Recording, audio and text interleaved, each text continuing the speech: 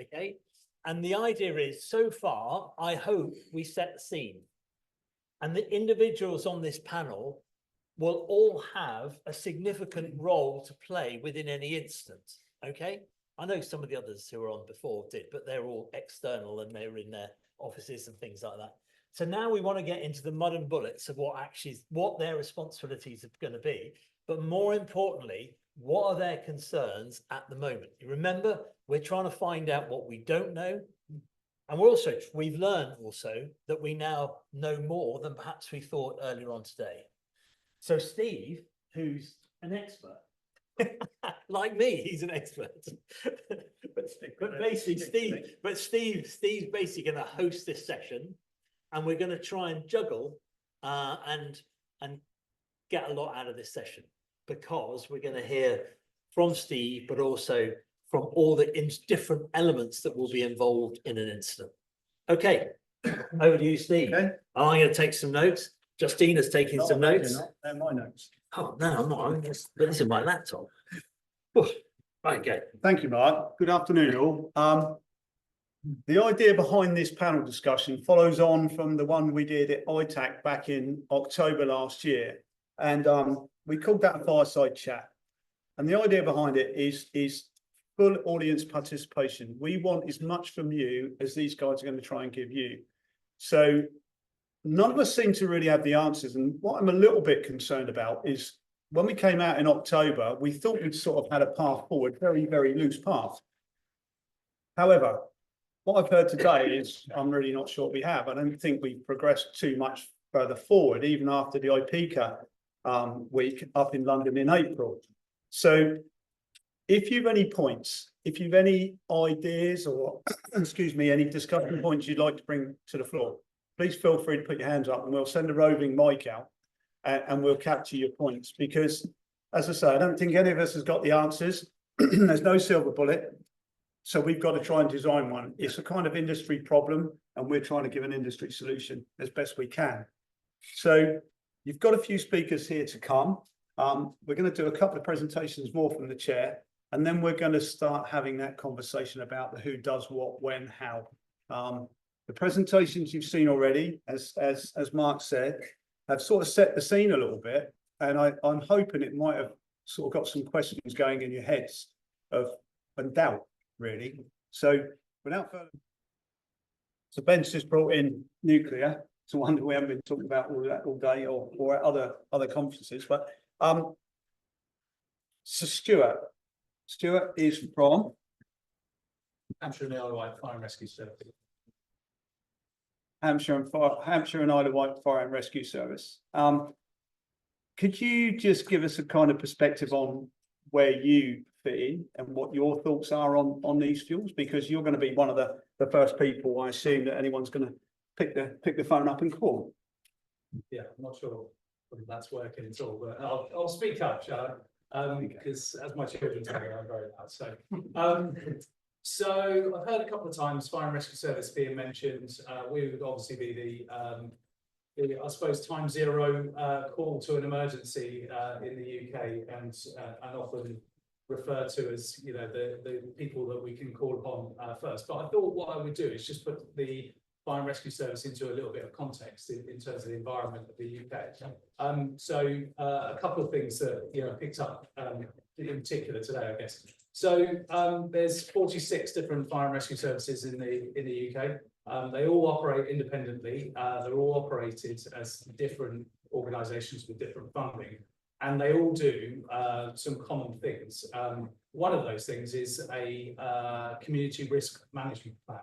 So what that means really is they just do some risk analysis. So they look at the likelihood of hazards happening, they look at the hazards, and then they plan their resources to meet those hazards. So of course, what you'll have is then with those own individual organisations, you'll have people responding and planning for various different incidents, of which, if this sort of incident or coastal incidents isn't high on the agenda, it's unlikely that the Chief Fire Officer is going to spend a huge amount of time, money and resources putting matters in place.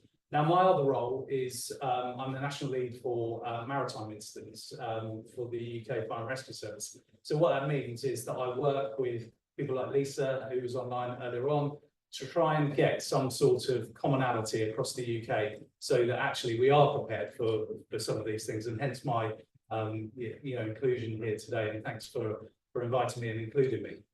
So I thought what I would just sort of also say is that the Fire and Rescue Service is very much a land-based organisation. So the legislation that we are, I suppose, guided by, the duty, doesn't permit us, if you like, or doesn't compel us to go to sea.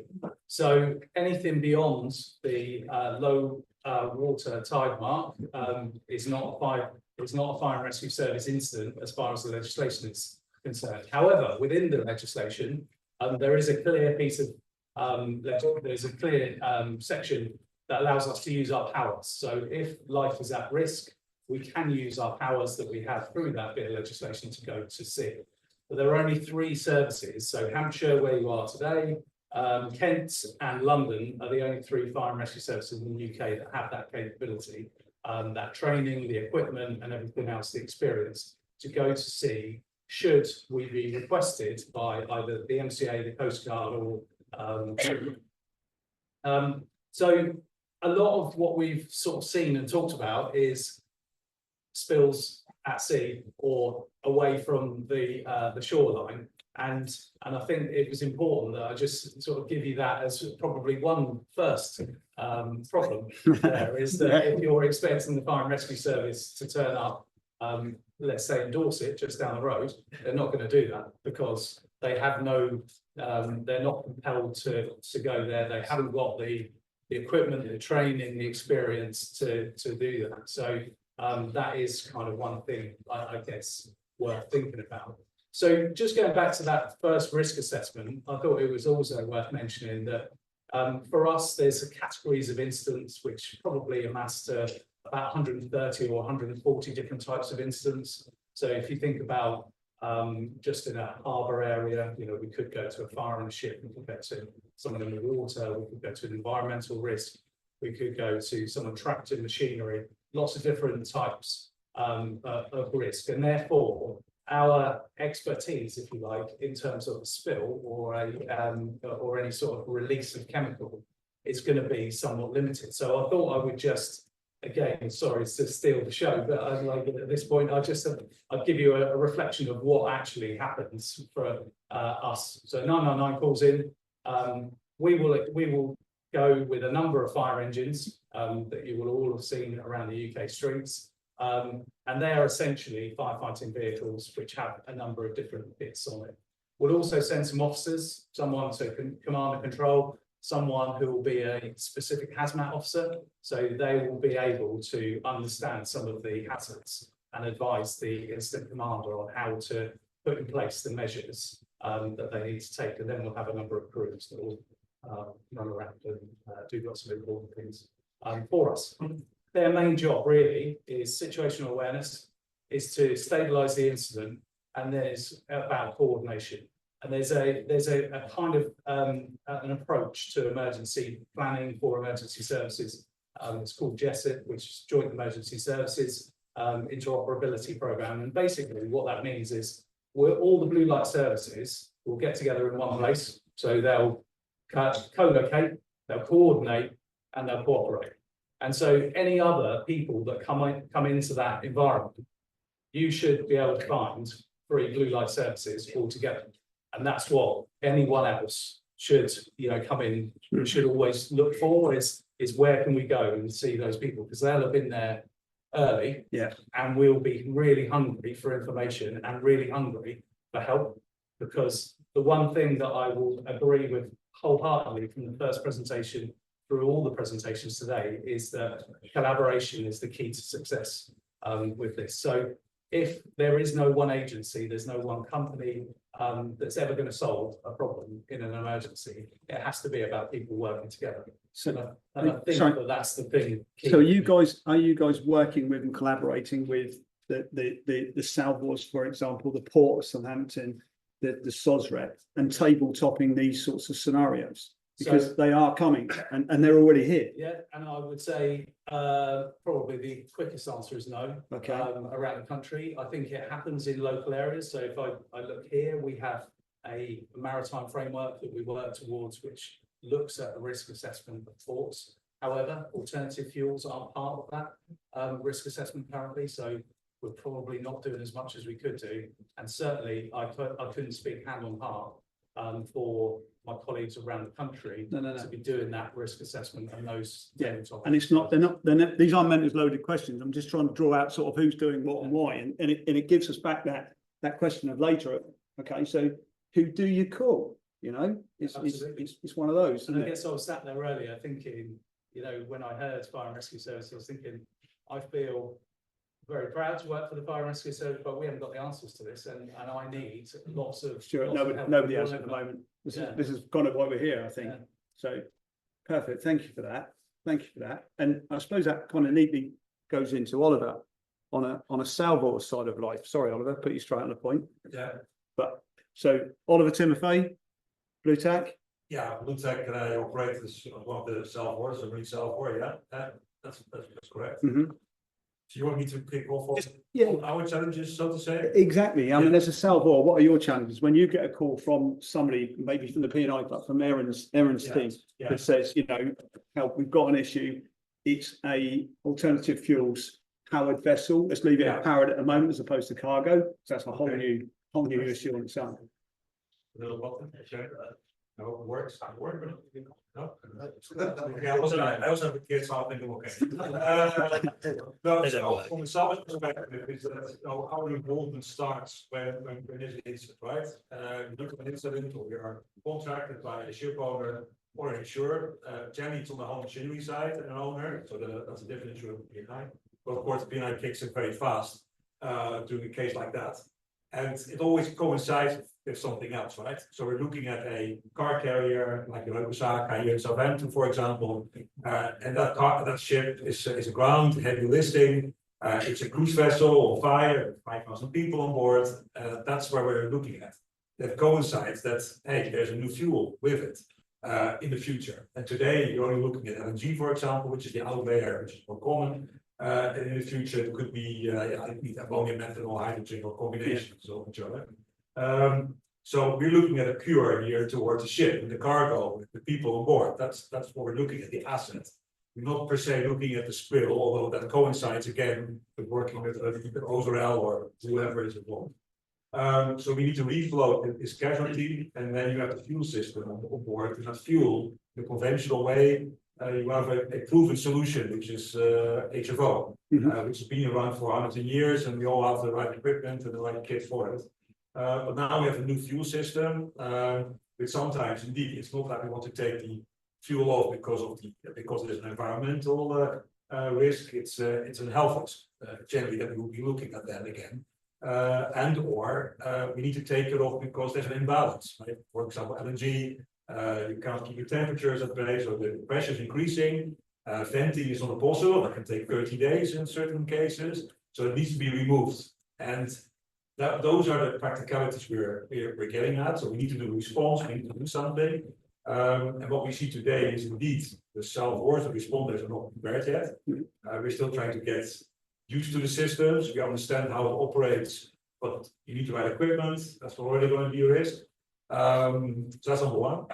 We see ships which are not, let's say, salvage ready. You know, they're maybe class approved, they're insured, but it doesn't mean that they're salvage ready that we can take the fuel off automatically. We can do it by HFO, but we see with LNG, for example, it's not always an off day. So even if you want to take the cargo off or the fuel off, it's a risk. That was something Oliver and I, we've been working together for quite some time now, and him and his team were talking some years ago about the fact that there's no engineering solution to actually remove LNG as a fuel from its bunker tanks, which in certain cases, which in its own right, for me, is back to the cart before the horse again. We're running off without a solution, and that's where we are now. Hence these sort of things. But that for me just shocked me that nobody has actually put, the vast majority haven't put any engineering solution in or salvage ready solution. So yeah, sorry. No, true. And the last thing I think that is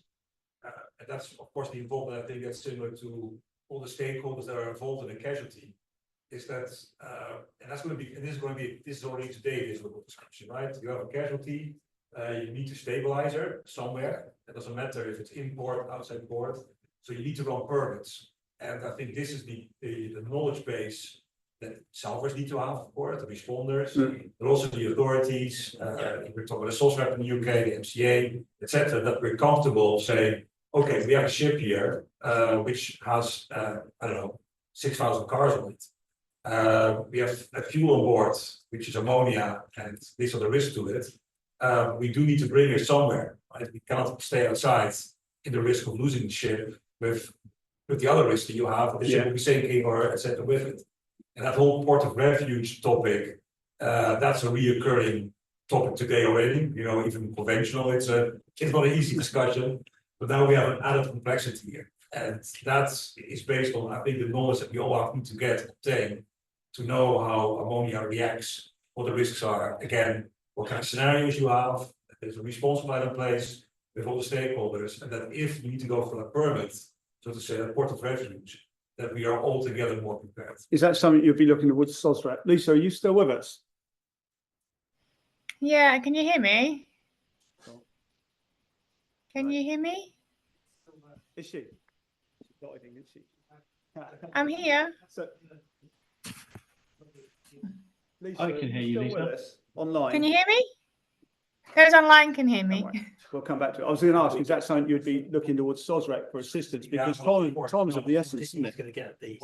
Yeah. Yeah, time is of the essence. And I suppose, Neil, you and your team would be involved in that straight away as well, aren't you? We would indeed, yeah, I think there's one of the key things, I mean, this is what really kicked off the whole ports of places of refuge. Documentation at EU and international level was trying to make sure there's an agreement, way of working between us. So, Yeah.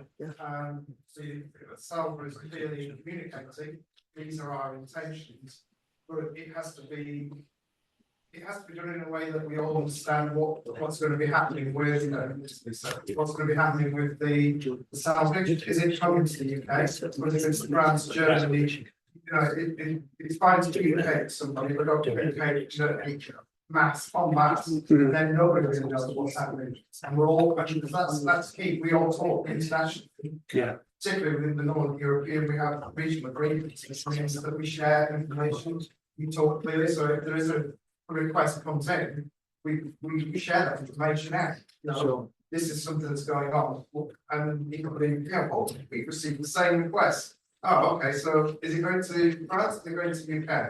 You know, that's sort of where the Sure. place of refuge work was coming. Yeah. To try and make that clearer, to engage. Yeah. Sorry, Lisa, I was just, we were talking about port of refuge or place of refuge, and then we were talking about, you know, the speed required to get permits, you know, for risk assessments approved and all sorts of stuff like that in the event of an incident involving a vessel that is powered by an alternative fuel. So I think Neil's kind of answered it. Unless you've got some parts, we'd be pleased to hear your point on it.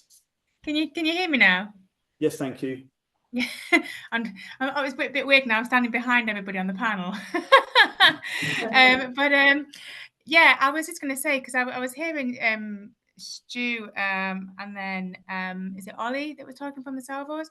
And it was just to sort of provide some reassurance here in the UK that in the event that anything happens involving salvage here, then it would be obviously the SOSREP to lead on that element, and we would set up a salvage control unit, which is basically just a forum of interested parties, which would include, in these cases that we're talking about, Fire and Rescue Service, Salvos, the Maritime and Coast Guard Agency, environmental agencies that would be providing guidance and advice on public health related matters.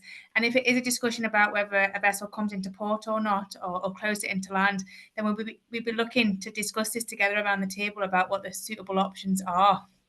Because we're not going to want to put anybody at risk. So is it safe to send anybody out to sea? How do we get them out to sea? And then what are the options moving forward about where we take said vessel? Because totally taking the point of the Salvos, they want to try and salvage the ship and they don't want to have it out at sea any longer than is necessary, but we need to weigh that up versus what's happening in terms of public health related matters and the potential further impact to critical national infrastructure. So yes, fully appreciating everyone wants to get a vessel alongside as safely as possible, as quickly as possible, but there are lots of other discussions that have to happen before we can safely do that. And the critical piece here is safety. We don't want to be escalating the situation and presenting a hazard to anybody else without reason. And we're bringing in the likes of whalers, harbour masters, etc. if we're going to take it into a port or harbour. So I think it's key to know that here in the UK, we have the mechanism in place and we would all come together and we would all discuss, and the SODRAC would be the one that would decide whether or not what action it was that we were going to take moving forward. Okay, thanks, Lisa. Oliver, sorry, I interrupted you when we were No, talking. no, that was- Yeah, you're good. Yeah. So, thank you.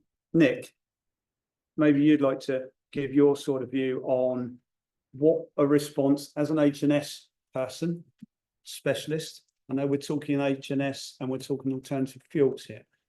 There is a crossover with the fact that it's not the conventional bunkers of HFO. Primarily at the moment that ammonia, methanol, and pipe.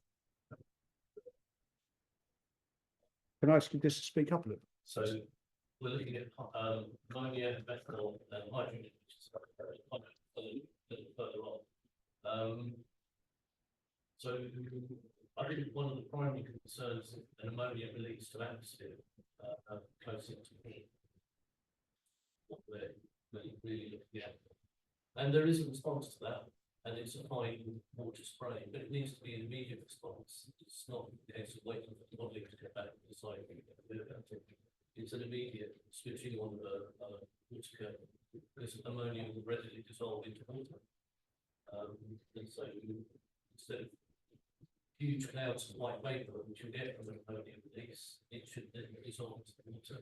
One of the problems with that we're looking at is that you will then have corrosive rain straight down immediately. So you're going to have to deal with that. But that's where our thoughts are at the moment, is looking at the issue or import responses we would be able to do.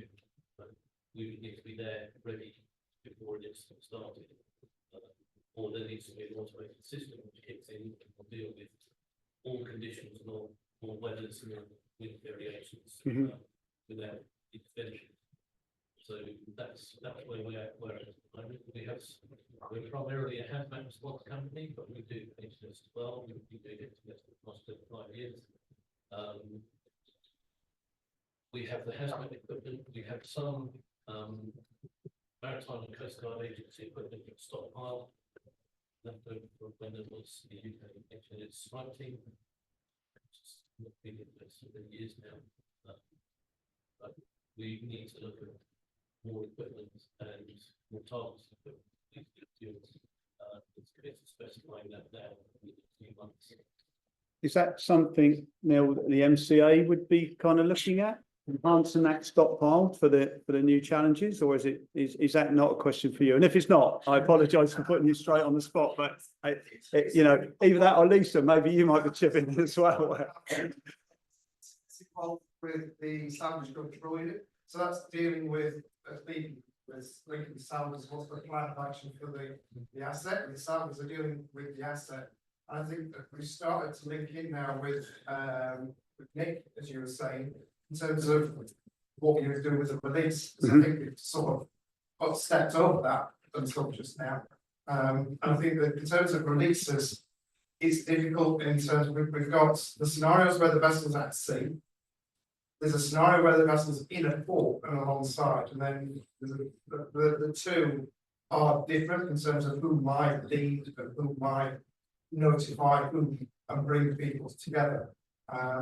The thing that worries me a little bit in terms, and I will answer your question eventually, the thing that worries me a bit is really the resilience forum are good at planning and exercising for coma sites and for knowing that there is a known risk. What we're talking about potentially is a vessel that has a bunkers that's a chemical that the resilience forum might not be aware of is coming into a port that is not currently a coma site. It doesn't have a coma plan, but now you bring a vessel in with a significant quantity of a H&S and nobody's planned for that. So when there is an existing coma, all the agencies are used to coming together, planning for, exercising, but we may be pushing into areas that don't have an existing plan. Yeah. In terms of response equipment, historically, we come out from OPRC, we have response equipment for dealing with that. We were trickling along toward the HNS, but have now stepped back from that. So the strike team was a victim of, well, I'm not going to go there. No. But we don't currently have a big stock of equipment for HNS, and currently there isn't a plan to boost that. But we have added a HNS person to the cancer solution team. Unfortunately, it disappeared at the moment, but we think in response to reflecting on the risks changing with our, yeah. So potentially there could be a big gap there, for sure. Yes, and so we have an accreditation scheme for oil spill response. We don't have the same for HNS response on the vessel. I think one question for the, I guess, for Gambia Bar and Atlas is how much experience do you guys get on dealing with an incident on board a ship? Or, you know, if the vessel's in a port, is there anybody exercising in terms of responding in a maritime sort of environment? As opposed to road tanks. We do sponsorships, but it's not really. But maybe, I think somebody, I can't remember whose presentation had it, but like, you know, there's a gap in terms of skills, but there's also a gap in terms of experience. Yeah. That maybe And clearly equipment. And clearly equipment. Equipment, which may not be based in UK. You know, it may well be the equipment's not added because of the built, or maybe not enough, or somewhere where we were dealing with these type of these type of vessels for free. Yeah. In which case we won't have the equipment and it will be too late for the incident. Correct. Yeah. Because what we've learned by this is the incident will happen very quickly and be over probably quite quickly too. So you're probably dealing with the aftermath of it as opposed to the actual incident actual itself incident at the time. But got you. Sorry. We've talked about the modelling, we've talked about future, etc. But, you know, biofuels is already in service at this moment in time. Methanol is being used. Does the panel have any experience of actually a small ethanol spill or small methanol spill? What's the best way? Is it a skimming operation to recover it? How do we contain it? Would Nick would probably have more experience. Nick would probably have more experience with ethanol. Not really. Try it.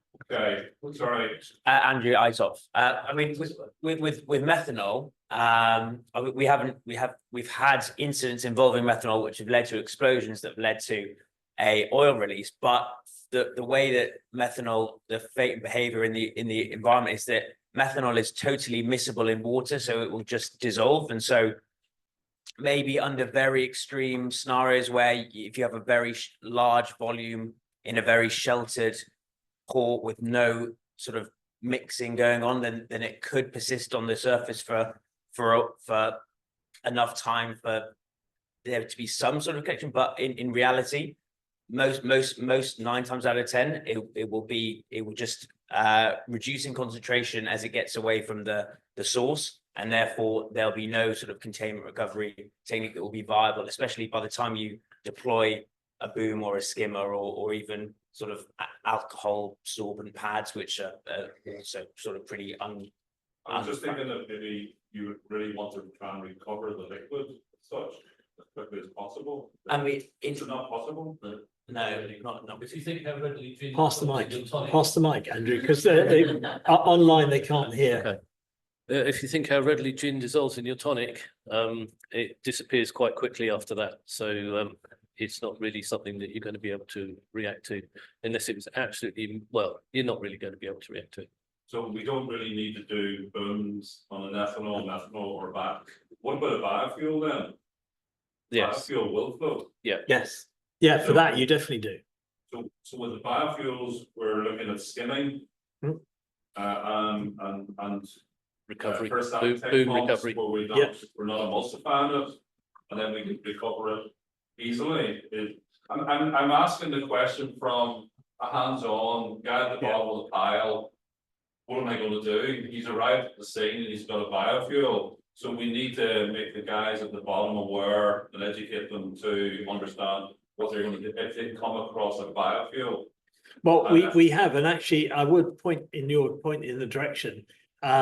John Burton, on behalf of ISAS, produced a really good best practice guidance document on spills involving hydrotreated vegetable oil. Now that was actually cascaded quite widely and within the EA and within various other groups. So that information does exist. Well, the bird didn't get over to Northern Ireland. Okay, well, That's the flight. no problems. It's been that barrier. I'm sure John, who sat just adjacent to you, will be able to send you a copy of it. But the knowledge does exist. All right. And John, do you want to say any more on Yeah, HBO? the guidance document we put together did include other biofuels as well. Yeah. So it had examples of ethanol spills. Yeah. And I think FAME spills Yeah. as well. So It is. I have a copy. Okay. Does that help the panel? Because I mean, you were able to answer it, but. No, I mean, FAME and HBO, it's something, it's the biodegradability of it means that it may be slightly less persistent than a persistent HFO, but it would still be persistent enough for it to be able to form a slick. I mean, one of the things that we've had in the past with vegetable oils, sort of untreated vegetable oils, which are maybe biofeedstocks, you may call them, is that they can solidify.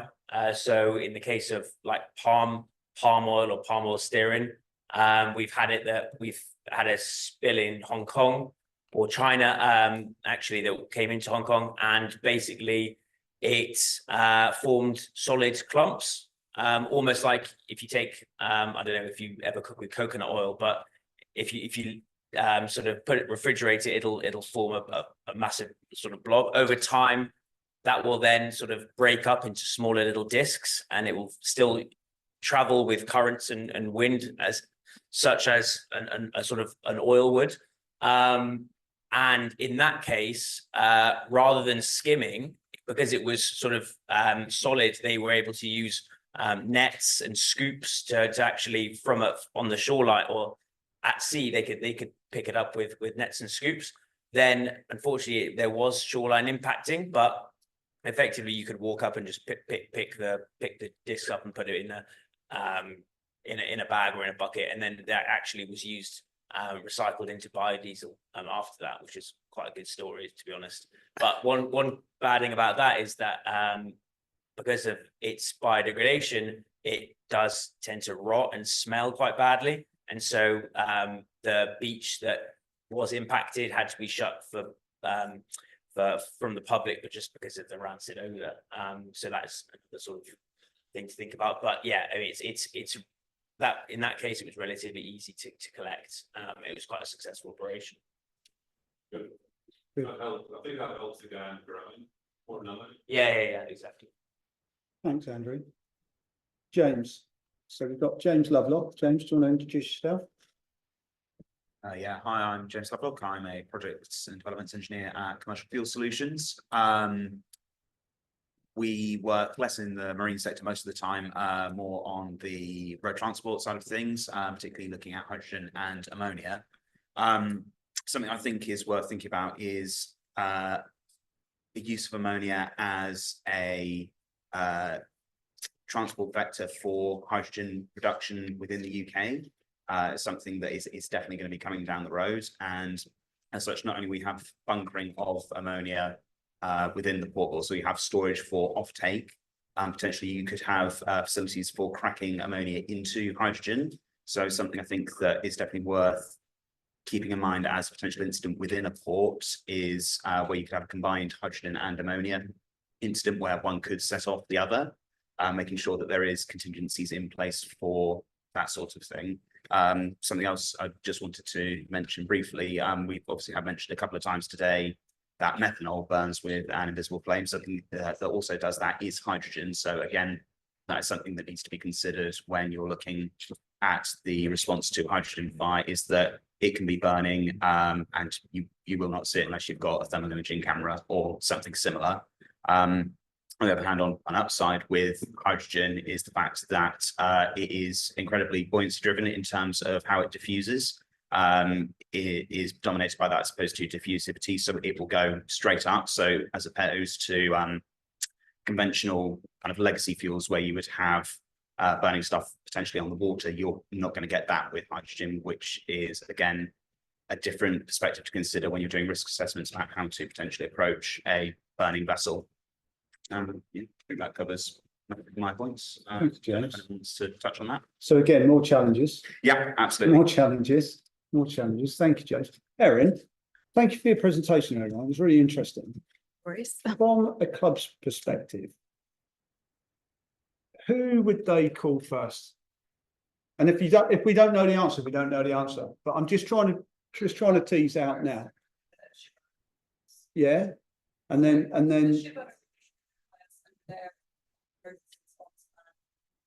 We run several drills with members who are one side of the NFSRU sort of operation, and we would usually put that call in, and if there was an oil or a gas leak, we would also get in touch with ITOC straight away if they weren't already mobilized to see why they weren't. I would then, for my club, I would make a best guess estimate on the likely costs that we were going to need to move that money, and make sure that I notified our reinsurers immediately to get the money from them. I think one part of this gets lost is that we can't do interim payments and allow from a very early stage.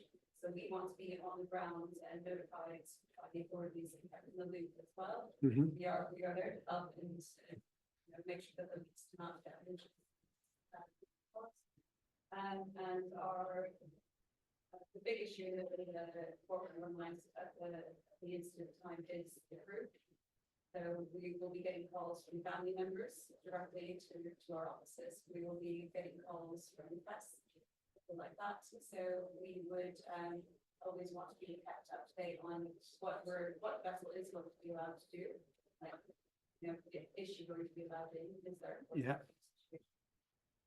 We will be asked that question quite consistently in those early hours. When we're dealing with an alternative fuel,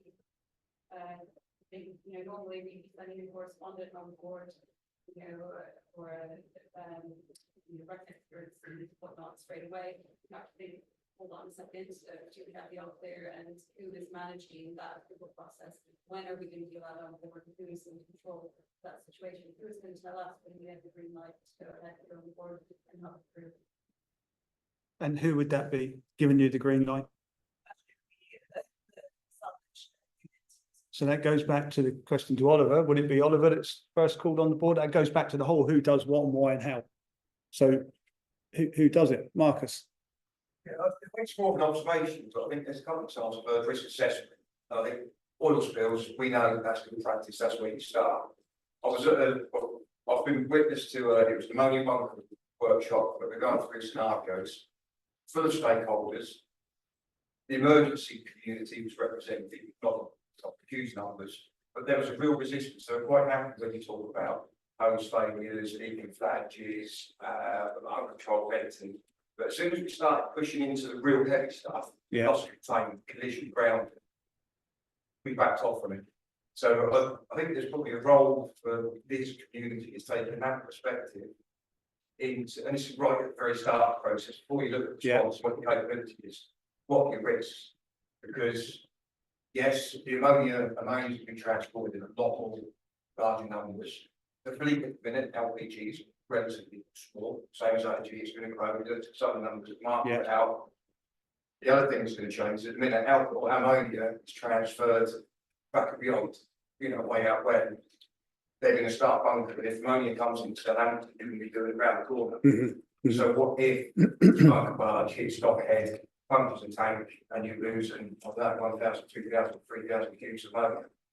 So there's probably a little bit before we look at what the capability is. Really, what is the risk? And I think this room, Merchants of Doom, You know, where I work all the time, you know, I've never had an incident that we, I never had a well go out before deep water rising, run for 100 days. We based everything on a 30-day blow. So before we go into, you know, is it water curtain, is it foam blanket, is it It's accepting that risk. What's a bad day to play? Yeah. I think that's the knowledge that's in this room that says, right, the industry set up, take notes, if it goes wrong, it could go wrong. Back to that start, back to the start again, back to the tabletop, put it all through, stress test the whole thing, see what works, what doesn't work, see who works, who doesn't work. And then you divide your numbers and conquer. Oh, sorry. Really interesting, there's a massively diverse experience group of people in this room. Where's the marine fuels industry? Well, we did invite them, two of our members, in fact. The first one came to the ITAC fireside chat, and it really worked well. We couldn't get representation from either of the members, of which I've got an ongoing conversation, because we're here to support them. As OSRL, we're here to support our members.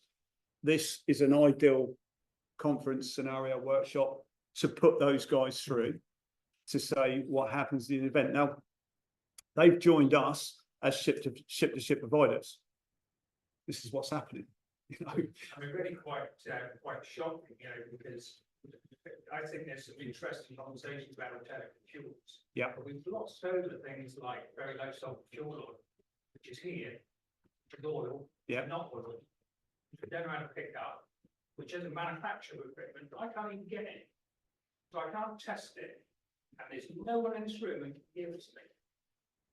So until we engage with industry, we've got access to this, I don't see how we're going to get a step forward.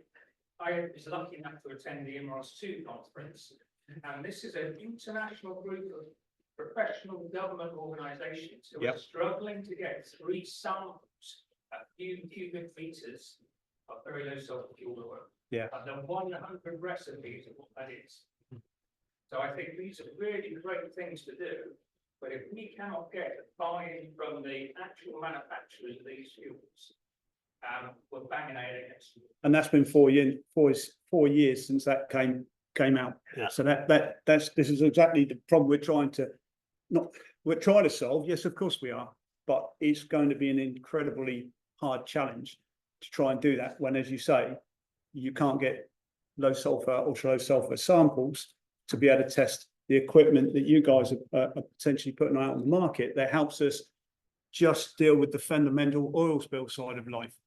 Now we're talking about alternative fuels, and I think we'll all agree here and online that it's a problem. It is a big problem, and it's just a problem waiting to happen. That then somebody's going to point a finger at somebody, Neil, you, me, us, and say, well, why haven't you done anything about it? So I do think it's an important topic, definitely, Paul, and I do take your point on. I have a session with them at the end of the week to talk to them about how this went, and hopefully, either with the IPECA working group or with this working group, get representation from as many parts of industry as we can, as many of the stakeholders, because that's what it needs. Because we can give all the solutions we think we want to give, but they may turn around and say, that's rubbish, you can't do that because X, Y, Z. Okay, thanks very much. We don't know what we don't know. So yeah, your point's well taken. I think the other point is that what we're trying to do as an association, and we're doing this as UK Spill, is actually bring as many stakeholders together as possible.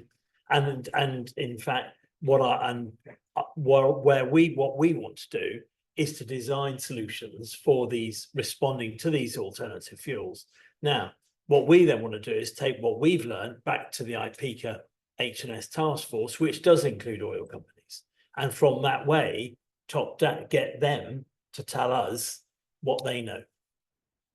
And I'll rely upon the charm of Justina and Polly to actually have some success at that, because they might have more success than I've had in trying to get samples of very low sulfur fuel oil. But it is true, at some point, we need the manufacturer of the product to participate in the trials. Yeah, we do. And the other bit is, I personally feel that, which is relevant, we can get hold of ammonia, we can get hold of methanol, because it's actually you know, outside of oil companies, it's available as a commercial commodity. And actually, but we need to be able to test it. And I think, and with respect to Cedra, it's great that they can do testing and things like that. But actually, we need to do our own testing in this country to validate what we really are going to make decisions upon. And that is something which we could do, we can do, but I do think we need MCA help in that. And I would minute that as an action out of here, because I think it would be so valuable for all of us. Yeah, no, I agree, but I think Paul's point is well made as well. It is very You know, we can't skip past what happened 4 years ago. That's still an issue. It's still a big issue and a big problem that also needs to be It's a looked massive at issue. in conjunction with this. So I mean, particularly, Yeah, and the totally. reason why I'm with Paul all the way, and I am participating as UK Spill within this Imeros project. Mhm. But as Paul will vouch, I'm the cuckoo in the mine. I'm actually saying, Christ, guys, you know, you however many samples you get, they're all going to be different and they're all going to behave differently. Mhm. And that is the problem. And as you saw earlier on, very low sulfur fuel oil is going to be with us for the next decade, Sure. at least. Yeah. And probably beyond. And it's going to be further blended with other products, which makes it even more harder to recover. Yeah.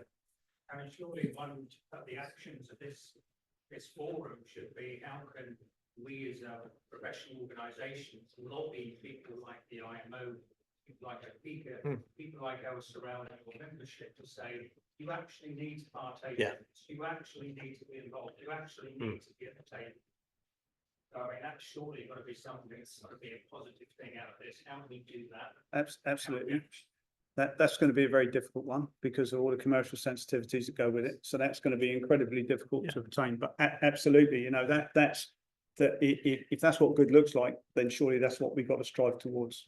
So no, yeah, right, I agree totally. Marta. Yes, I have some thoughts. Could you use the microphone, please? Oh, you are. Good. Yeah. Okay, let's try this. Okay. Yes, and I will add maybe a bit more issues to the subject, but I also hope to get something else. But I think in terms of what, you know, we have great discussion and everything else, but I think we also have to look a bit on the scale of what we are talking about, because for now we are looking at a scenario where we have one vessel, few vessels coming in the port. But if you look at the prediction from oil companies of where they go in terms of their energy transition, they have numbers like, you know, in 2030 or so, total, or by 2050, they will be using 25% of their whole business producing oil. 25% they will be using new fuels, and then the rest is electricity. And they are just one oil company. So there will be more that will follow the suit. So what we have to look at is there is going to be much more that we will be looking at in terms of not only vessels, but also the infrastructure, because the ports will then have to look at how they can assist, how they can get the vessels in, and with that the storage. But we also have to look at the supply chain, because we are now looking at, from the vessel point of view, okay, we have the P&I clubs involved, we have the vessel owners, but what happens if this cargo is in, or not the cargo, but the new fuel storage is in the port? And what happens if it's get transported on land? Or, you know, there's all these lines of communication we should be looking at as well. Yeah. And we should be thinking where at this, and at what point, who is going to be party of any incident or so. So there is more to add to that. Yeah, just a point on that, and this is a really valid one, because if you listen to what William Barker said at Harwich, and quite rightly, I mean, he has effectively different scenarios, two different scenarios at the moment. One is it's rebunkered by road tanker, and the second is he could use a barge. Okay, both of which have quite high inherent risks. Yeah, exactly. And they shouldn't be underplayed. I think that's one of the things that I'm wondering, actually, also when I was listening to that, maybe, is that, you know, going back to Marcus saying about the scenarios, right? And what you're saying about the whole supply chain and running a new fuel business in a big port, right? Shore-based bunker barges, etc. Is that I'm missing actually the point of that you need a permit to go to work with, right? It's more like, okay, we'll just start. And what we've been involved in till now, and it's not in the UK, it's not Europe, but on the other side of the world, is that we have other countries who are actually well, if you're starting with new fuels, they're being asked to say, I want to start ammonia out of methanol in your port next year or this year, whatever their plans are. They say, no, we're not going to do anything. We're first going to do the whole, the scenario plan, scenario selection. Yeah. We're going to work on a emergency response plan, get everything all lined up and ready. And if you can comply with it, then we'll press the button. Yeah, And I'm missing a little bit I think that style actually. I think there's a natural. Like it's start tomorrow. How you know how you. Yeah, and I think you're right. I mean, but I don't think that's being ignored. And I think some of what William was saying is we're gonna, we do have to do all this safely. We got so many stakeholders involved that we cannot not do it safely. And but I think it's quite dynamic. But and his point was, we don't know what demand there's going to be for this yet. Yeah. And so he's trying to establish effectively as a port, what is our demand going to be? But he is obviously aware, and Nick's probably making sure he's aware, is that actually each transfer is a high risk activity, which comes with risk attached. And but I think what we have to do is in look as a group, we have to look at each scenario and we have to look at how it's managed. And the role of permitting in all these operations is going to be really, really important. And that health and safety management part is going to be really, really important. So just on that point then, Nick, sorry, I'm gonna come to you. So with William's operation, if it's a tanker to ship operation and it all goes wrong, is it you that they'll call on? So just bearing in, you're saying, Oliver, I get your point completely, we're going to switch that on tomorrow. Can you switch it on tomorrow? Really, can you switch it on tomorrow? Have you got a response to it? If you haven't got a response to it, then surely you can't switch it on tomorrow. Because if it all goes to rats, and then so would they be calling upon you or Matt, you for Atlas or Fire and Rest? Who? That's what I'm really interested in. I want to know the who, the how, and the why. Yes. How are they going to do this? Because that starts to build what we're all trying to build now. So Yeah. I'm really interested when people say, "Oh, we can switch that on tomorrow." It's all in place. Fab. How? Hello, I'm not sure if you can hear me. Sorry. Hello, Yes, William. of course. Yeah, so as Lisa mentioned previously, we're in Ports and Harbours. We're used to dealing with these products as a product and pumping. So and as was previously mentioned, so if it's a COMAR area or somebody an area that's used to dealing with it, that's not such a challenge. So where I previously worked, looking after the Manchester Ship Canal, we would, or terminals along the canal would load or discharge ammonia, and there'll be, for example, a 300-metre exclusion zone in place. So that was a specific control measure. At another area that was responsible for methanol was loaded or unloaded, discharged, basically, and that was an intrinsically safe area. So there's various different control measures and plans with the fire and rescue teams, with responders like Ambipar, Adlan Allen to respond. So it's a kind of known entity to some extent. I guess the challenge is when you've got a small tug that's wanting to load in a more of a yard facility or a smaller facility in smaller quantities, or a cargo ship that's not routinely handling those kind of products realistically. But from my point, we would just take the lessons and what we know from when it's handled as a product and extrapolate that into what we do if it's it's bunkering. And a bit like we bunker oils, and if we're doing a ship-to-ship transfer of oils, we're using similar control measures, similar response arrangements, basically. Okay, thanks, William. Any questions at all for William based on that? Paul? Sorry. No. Question that. So, okay, but as a reception facility, you've all set up to receive a product. As a spill, I've had an accident. You're not set up to receive that product. You're not taking a cargo alongside to unload it, to load it. Got an accident that you're dealing with. I think they're a million miles from each other. So I can't see how we can say we're used to doing this. We've got plans. Absolutely, we've got plans for reception. We've got plans for receiving and loading and unloading. But that's completely different from accident and spill.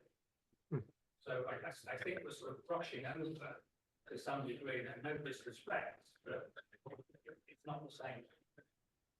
Did you hear that, William? Yeah, I do agree. And in some locations, it is a different scenario, but equally, I have product tankers in and out of here, and they could be carrying methanol, and they could have a spill, and would be expected to deal with it at that time. So what I'm trying to say is that we need to take the response plans we've got in those areas that are used to those hazards, and expand that into the areas and the fire and rescue regions that don't necessarily have that experience, or the ports that don't have that experience. So we just need to share the learning effectively. We're used to dealing with different ports challenges. Scrap cargo is a classic one that I've sadly had lots of engagement with when it likes to catch fire, and that's something that around the UK has been the learning between the fire and rescue services and the ports has been shared really widely. So we now know how to deal with it, and I would suggest we need to have a similar take on these fuels when they're bunkered, or if there's a scenario where we think there may be a spill or some kind of incident involving one of these cargoes. The kind of questions I would like answering is, for example, we have a vessel runs aground, it's got, I don't know, 1,000 tons, 20,000 tons of methanol on board. Should we just pump it into the sea? There's plenty of sea, you can wash it away. It's an environmental question, it's a safety question, but it's those high level questions. Or do we need to put a 1,000-meter exclusion zone around it? Or what are those initial decision making things that we need to consider, basically? What can we actually do with these products? Anyone want to pick that up? Steve, it's Lisa. Can you hear me? Lisa. Yeah. I was hoping you would. Yeah, well, I didn't catch the gentleman's name in the audience who was speaking, but I think I got his comment.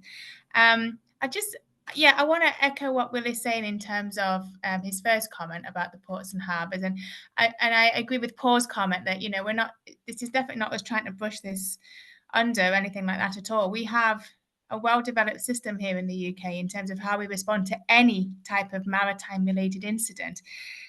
This is obviously an increase in risk, but we deal with these types of incidents on a daily, well, we don't deal with them on a daily basis because fortunately we don't have them on a daily basis, but we do have that risk here every day, and we are prepared to deal with them. And actually Will's question just there about if a ship's grounds with X amount of methanol or whatever product on board, is it an option to pump it into the sea? Absolutely, it's an option. Everything is an option on the day. And that's why we have to come together to discuss as stakeholders what the most suitable response to the incident in question is going to be.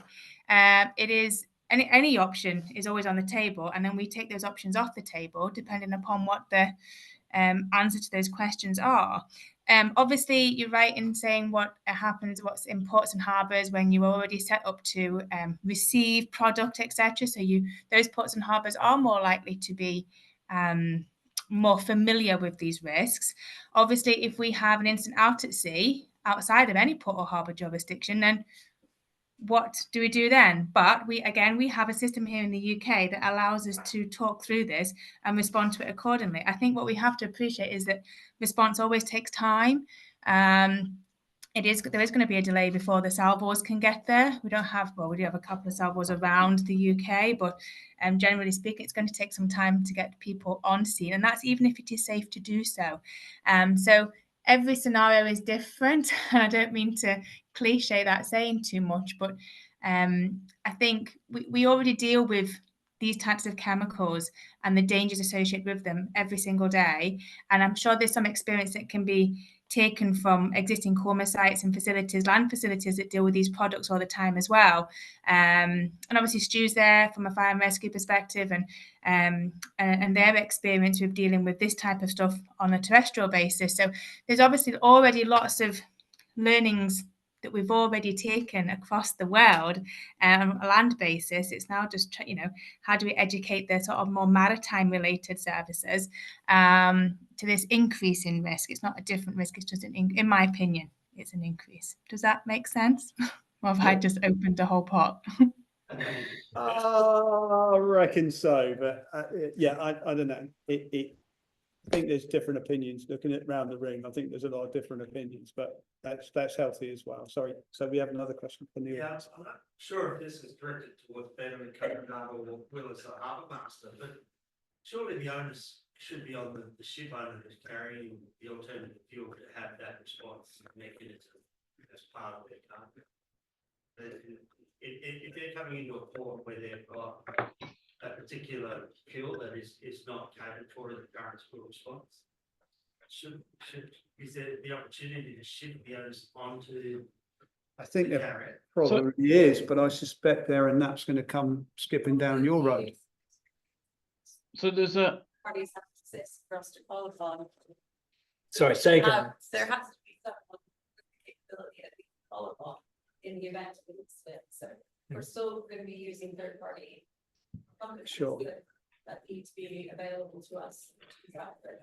I imagine the crew would have like a SOP in place, like a plan in place, but then, I mean, like they do with oil spills, but there's only a limit of you can control. I imagine I mean, sometimes there's like spills on deck that can be cleaned up, whereas it doesn't account for like a collision that's like smashed the bunker tank. So like there probably will, I imagine that to be able to do that, there will be plans in place for the crew. However, if she gets hit, if she loses power or something happens and she loses her bunker tanks, then that is then the third party that needs to It's a come. turning point. I mean, Yeah. some other countries like the US, you have to have a response plan in place and contracted before you get there. That's not the situation.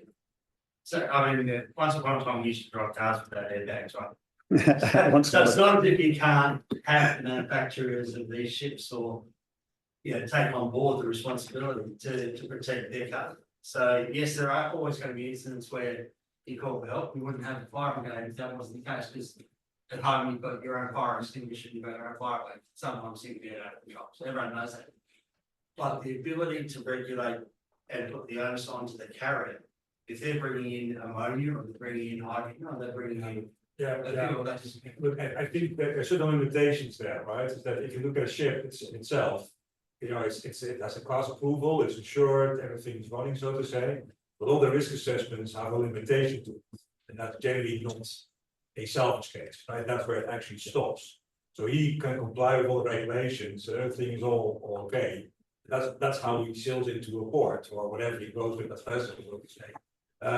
That's okay. Everything that goes beyond that, that's where you need external support. And that's the conditions, that's the, we said, catastrophic response. yeah, exactly. And that's where the gap also lies to, I'm not speaking a little bit for myself here, but one of the concerns I have is that when I was talking to classification societies about, okay, have you gone to scenarios of a ship which with ammonia as a fuel?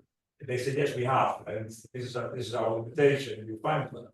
But they don't talk about the scenario that really can happen, because a basic spill, right, basic, is based on something which has a limitation, but if it goes beyond that, that's where complexity lies, then they don't. That's where that whole salvage readiness is a voluntary solution, that they look at solutions by themselves. But it's not like the classification society says you need to have this and this and this in place to cover that scope, so to say. That's where they capture things. just to, So hang on, William, you've got a comment to make. yeah, just to, for practical perspective, the two methanol ships that I've been on, the Anne Maersk and the Laura Maersk, the crews on board are trained in effect to work on a gas carrier, so for low flash fuels. So they, although they're used to working on container ships, they went back to Maritime College and trained so they could work with that product effectively as a fuel. And the ship's set up in a similar way as well. So when they're not actually burning methanol, they inert all the fuel lines through the engine room. It's effectively there's a nitrogen plant that does that. So they've got several control measures in place. And part of that is because there's not the sort of classification standards to build a ship to run on methanol, but you've got to build it to be a sort of gas carrier that carries containers as well, in effect. So they are equipped in that fashion for a shipboard incident point of view. But obviously they're not going to manage the wider incident. They'll manage what's happening on their ship with their small number of crew, basically.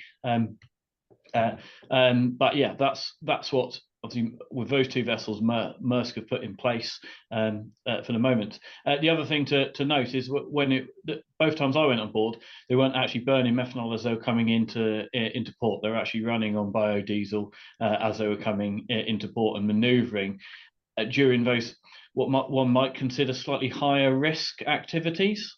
So that's again, it's all part of that management of that hazard profile, really. Thank you. Thanks, William. Professor.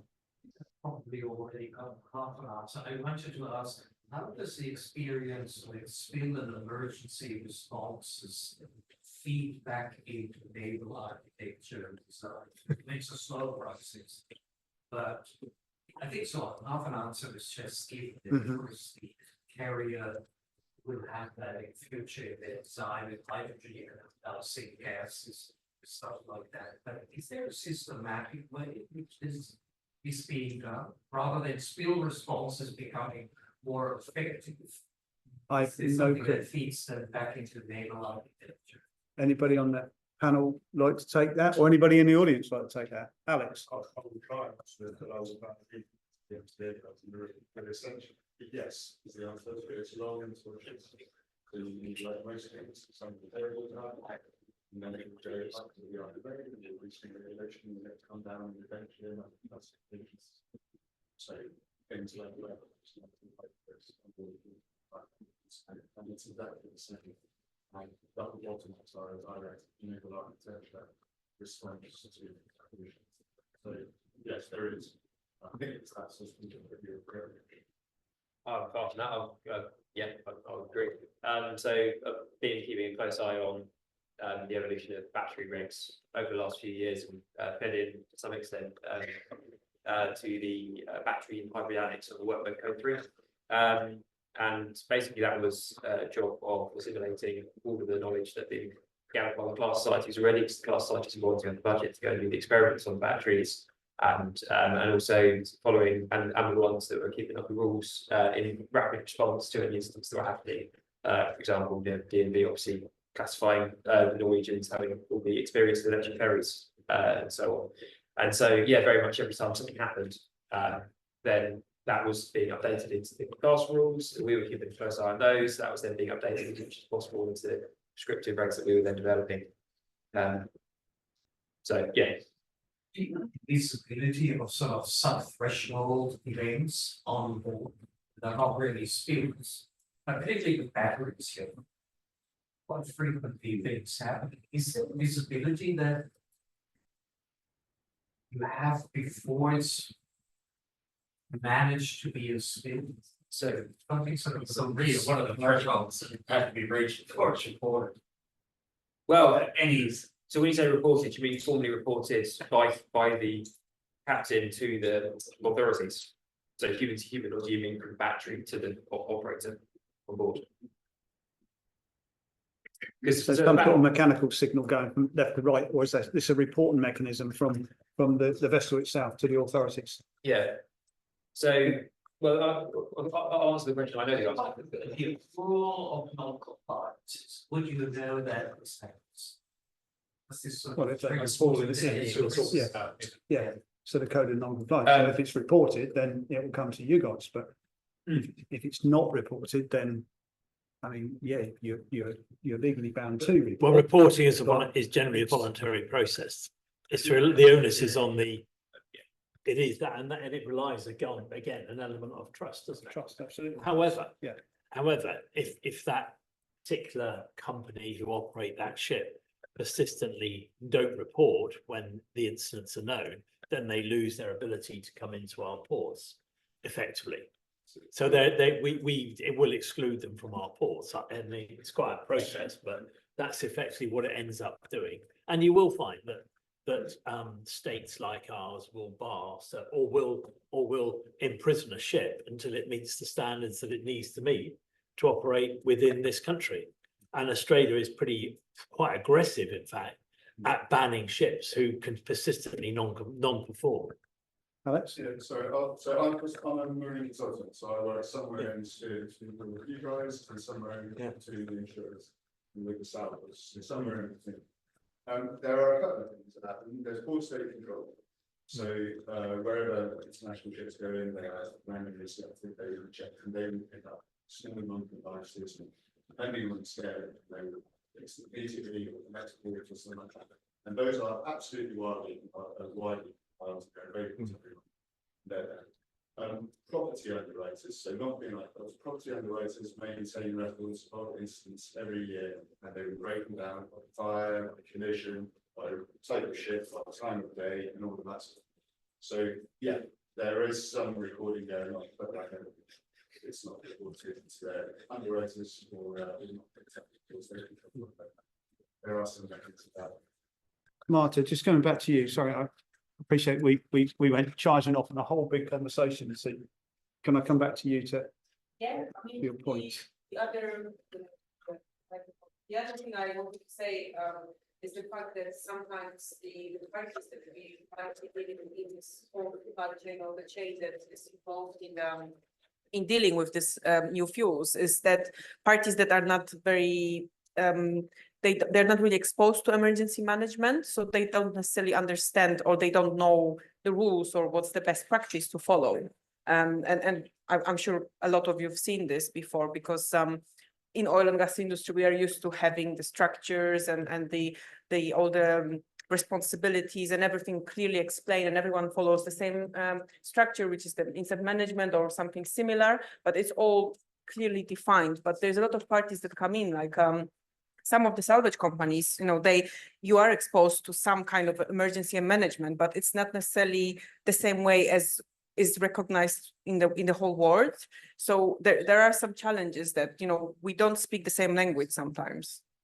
No, true. From a yeah, I can't just from a salvage side of things, you have of course the US system that was mentioned, which is part of the system. And it's very much dependent on the type of client you're working for. So you mentioned we're talking about Maersk, for example. Maersk, they have their own systems, right? And they have their own response mechanisms, which a salvage fits into somewhere. By Maersk or a CMA or a MSC, they're all different, but they're more dominant.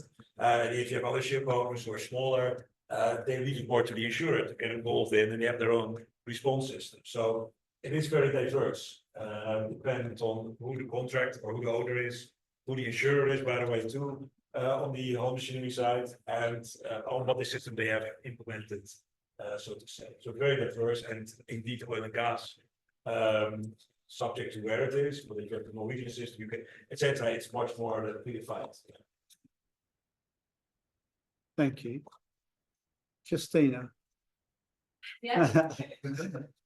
As the IP task force, is there anything that you've heard this afternoon that either gives you a great feeling of aha, that's okay, or goes completely the other way? I mean, there's no aha, that's okay. But there's common themes that are reoccurring, and I think a core stone, what I think the IP task force can start with, is data knowledge sharing. And that's why I'm overjoyed to be working closely with Mark and the UK and Ireland Spill Association, because I know what industry-led task forces are like.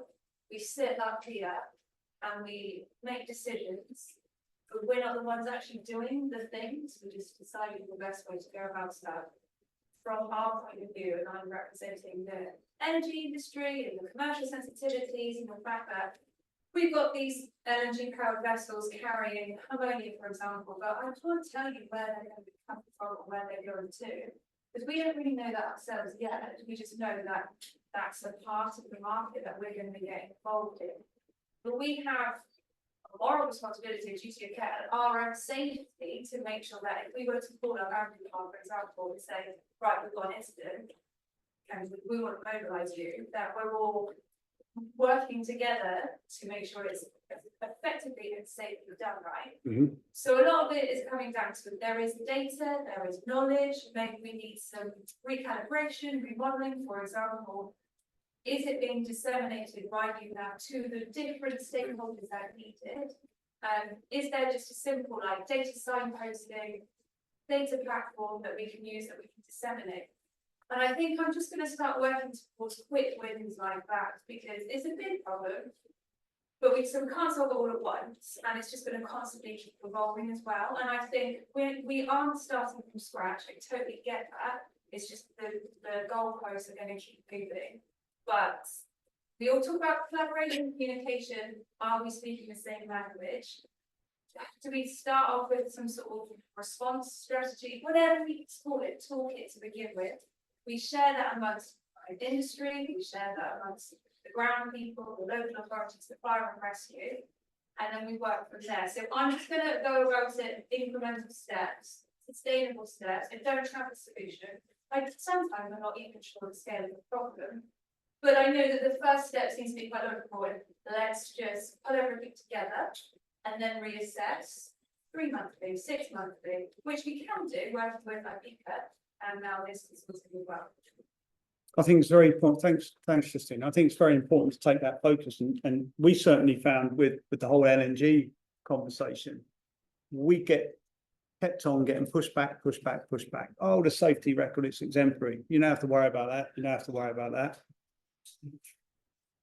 This, I think, is running exactly that path where people are just charging ahead, completely blinkered, not worrying about it. You know, oh, we can. I'm sorry, Lisa, this isn't to detriment to your comment at all. You know, we'll just discharge it to sea.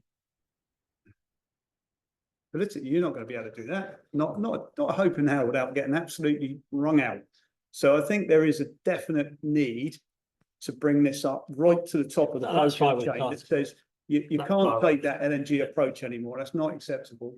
It's not acceptable because sooner or later there will be an incident in a port. And it will be maybe even not bunkers of cargo. Then you really have got a problem. You know, Southampton, LNG, southwesterly wind. You're probably not in here now because it's just across the way. So I think that's really, really important. Paul. I think it's great to hear this word collaboration come up here. I think if anything's going to be taken out today, it's going to be collaboration.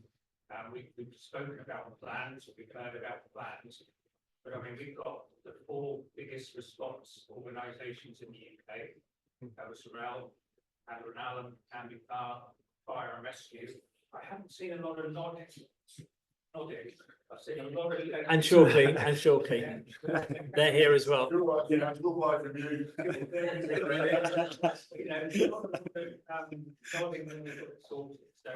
think applauding this idea of collaboration. So I think really events like this, getting stakeholders involved, really a way of moving things forward. I'd still go back to my first point. You need the actual green fuel industry involved in this conversation. Yeah, totally. Yeah, totally. I'm not, Sorry, Andrew. yeah, I totally agree, and collaboration is like a buzzword, but I think it's appropriate in this term, and I think that what we do with oil spills, there's this tool called RETOS that is used, and it doesn't apply to HNS at all. But what is great about it is it identifies the gaps that there are in the national contingency or the local contingency plan or whatever. And I think that getting everyone, I don't envy whoever has to organise this, but getting everyone in the room from the MCA, the SOSREP, the fire and safety, the responders, the scientists, the environmental agencies, the salvers, the shipping consultants, everyone to come in and go through a fake scenario of okay, what's the worst thing that can happen? Okay, it's an ammonia run vessel that's lost her bunkers and it's right next to a populated area, blah, blah, blah. Come up with some scenarios, maybe even multiple scenarios over a couple of days to sit down and be like, okay, well, what would actually happen? And we have everyone in the room from the lowest, the sort of the first responder to the highest level people, including the oil majors or whoever, or the manufacturers or whoever, to be able to actually have these discussions, because there's no point in having a small amount of people that say, okay, well, we do this, this, and this, and then in reality, that wouldn't be able to happen because of something else. So with the Retos tool that we use, we try and get everyone from the whole contingency plan of that country in the same room. Yeah. So that there can be discussions in place and those gaps can be identified. There was talk about risk identification as well. So identifying the risks, identifying the gaps, and then from there have a plan in place whereby we don't have enough hazmat gear, or we don't have enough this, or we don't have enough that, and then use that as a goal moving forward. Well, the intention is that we, out of this discussion, form a working group, which effectively is the people on the panel with the people on the panel, that we start identifying what we know, but most importantly, what we don't know, such that we can meet in 3 months' time and we've got more knows than don't knows. And then we go later this year and we do run through three scenarios in an anonymous port in an anonymous country and go through the whole steps, because that is when the reality, I think, will start to dawn of just how complicated these incidents could be. I'm not saying they will be, but I'm saying that they could be. Yeah, just plan for the worst and hope for the best. Yeah. Aaron. Can you use the mic, Aaron? Yes. The IT Commission came back from Western Australia. We did a 3-day well drill effectively.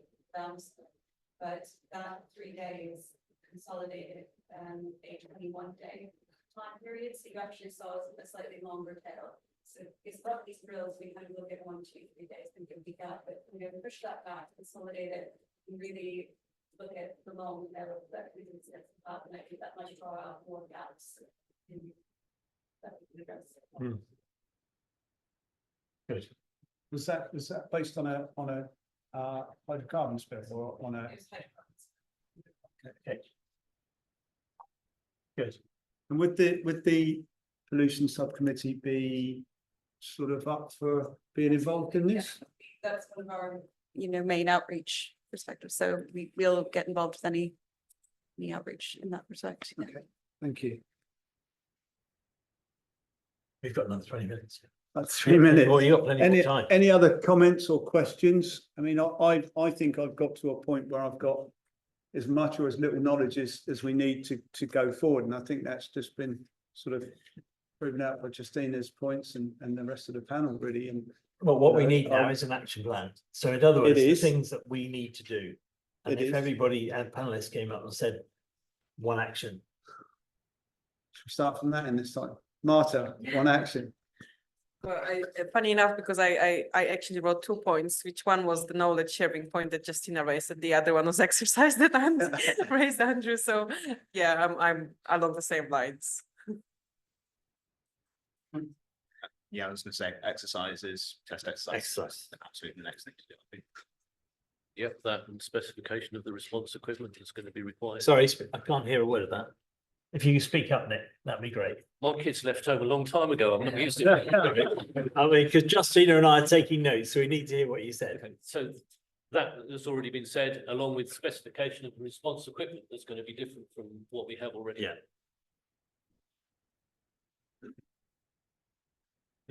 I think I've said enough. No, you say it again. Well, collation of response plans or either local or national or anything that anyone's got regarding response plans would be useful. Yeah, I mean, don't forget. I mean, some people. I mean, I don't know, but there'll be some people in this room who are responders to existing COMA sites on land. Okay, and who exercise with them regularly, and they know that in their tanks, in their products on there, they've got highly hazardous products in the tanks on site there. So actually, we have the access to all that information. We now need to import some of that information into what we're doing here. But it's the same products, it's the same products, just different environments. And we must remember that. Yeah, similar. So the the initial actions and then scaling that up and how that gets transferred from the coma sites, whoever mentioned. coma sites, Absolutely. because I think that Yeah. is really quite relevant into It's totally relevant. then all across the other sites Yeah. that aren't used to that. Our port, as a point of, our ports coma sites? Are any of the ports coma sites? The coma sites within a port area. So they, so, But not all. but not all coma ports. sites. Okay, so when they say there's a, so in other words, they will have an area where they put their coma risks No, so effectively. they could be multiple coma sites. Yeah. in a port, or Yeah. maybe not. So it's essentially a chemical factory. Yeah. Would be a coma site. Okay, and that might be within the port.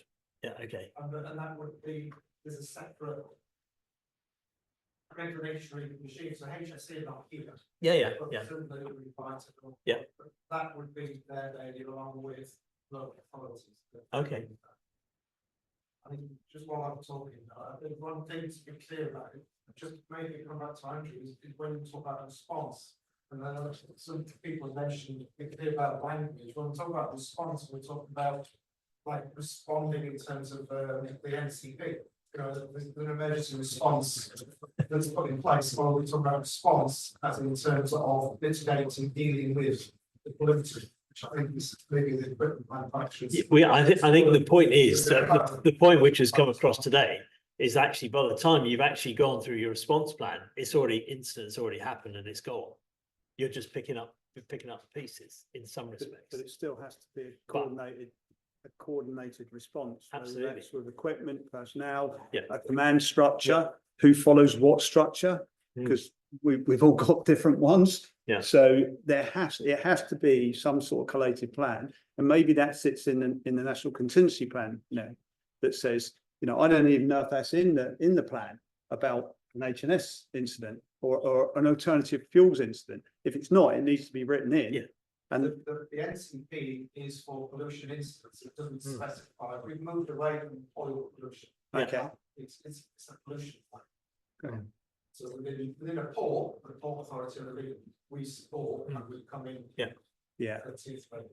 Because actually, in a sense, the port is going to in the scenario, some of the scenarios we're talking about, unless it's a grounding or whatever, where in a sense the incident may take many days to evolve until the vessel is recovered or the vessel becomes a casualty. But actually, in which case it'll take much longer. But I mean, but if there is an incident within the port because it's bunkering and there is a release, then the incident is going to happen and it will be over very quickly. But actually, how do who manages that incident? Is it does a ship? Presumably not, because it won't have it will be the port which has to run that incident. And actually, but the port needs live information so that it can engage with its responders. Now, that might be the fire and rescue service. In other words, but what we're talking about is the port having a dedicated burst where it puts these vessels which present high risk. It's talking about having some facilities to deal with the type of risk it's accepting. And remember what Nick was saying about drenching and ammonia and things like that. It's about the ports having bursts in which some of that infrastructure exists, but equally having monitoring systems which are around the port, so one can detect where, if there is a vapor release, where that vapor release is going. So you can map, so you are aware of that. But equally, having a live model which is running, such that if a release occurs, you are already plotting it based on the data that you have in the port.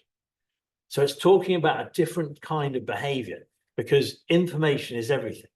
And and the port initially is going to have to make those decisions on exclusion zones, closing off areas of the port, stopping work activity, and creating an intrinsically safe environment such that you aren't enhancing the risk by having explosions going off and things like that. But evacuations will need to take place.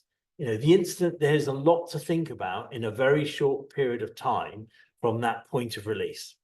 And that needs to be modeled. So it's almost like having your responder in the port running the model while that vessel is there, in case there is the release. And I think that's the scenario you're going to get to. You're not going to get by relying, and I'm not being unkind to ports, but ports have so many other things going on at the same time that you will need that focus and that ability to respond and provide information, accurate information to modelers very, very quickly so that they can do the right thing. And also, but most importantly, that you can avoid people straying into your exclusion zone, which may well grow depending on how strong the wind is blowing and how much product was released.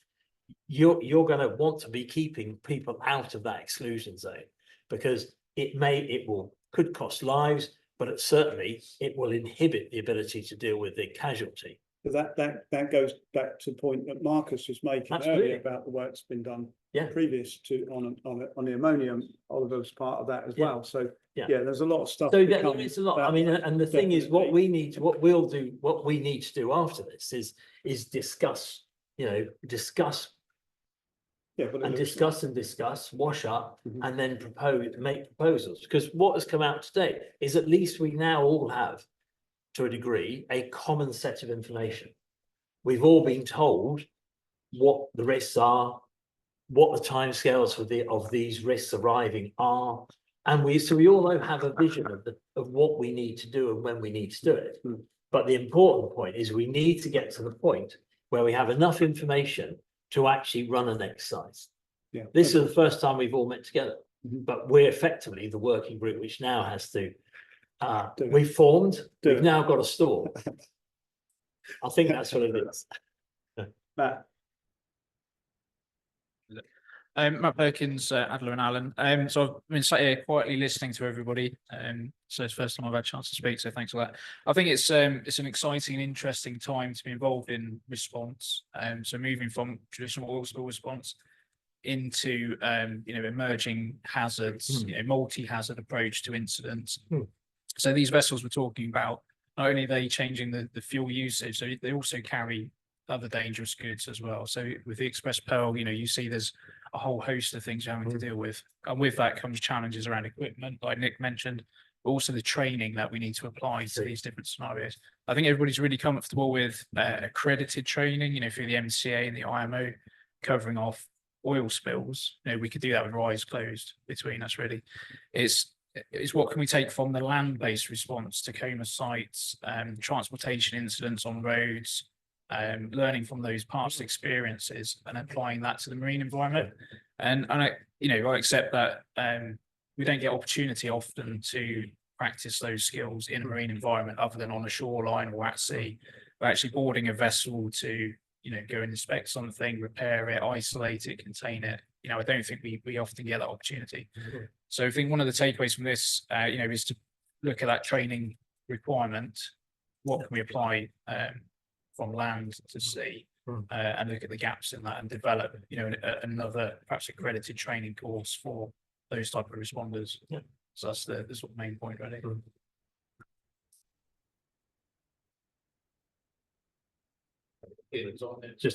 I think so.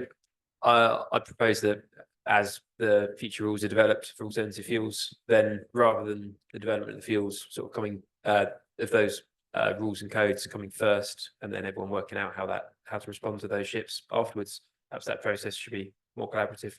Yeah, that's the whole idea. It's back to that word again. Absolutely. isn't it? Back to So that word again. yeah, there we go. Lovely, thank you. Finish on that. Mark, any final notes from you? Right.